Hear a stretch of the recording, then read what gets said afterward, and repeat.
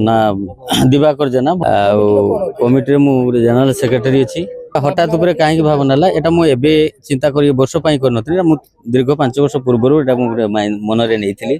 जहाँकि सहीटा मोर ए वर्ष 2026 सफल है मु भावुची मन को गर्वित करुच्ची जे भगवान पाखे प्रार्थना करुच्ची जेहेतु एटा ग्रीष्मकालीन समय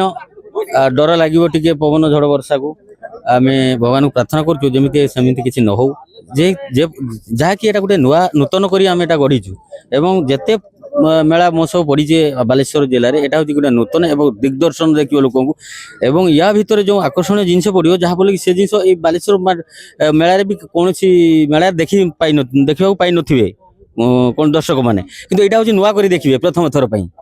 जहाँफल कि विभिन्न प्रकार बुद्धदेव पाखर वाटरफल कतु सेल्फी कतु आपंकर कुंज भी गोटे देखा जहाँ ये जिनस केवे भी होता या भितर न देखि जिनस को लोक मैंने मन भितर बहुत किसी आग्रही हे देखापी तेणु बहुत किसी आकर्षण कर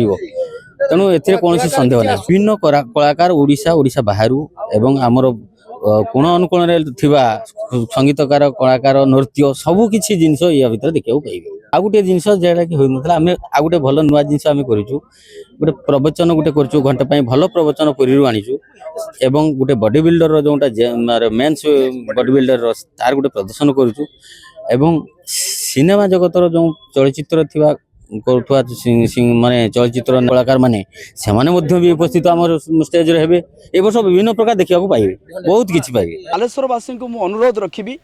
जेभली भाव में बालेश्वरवासी होउचंती कला एवं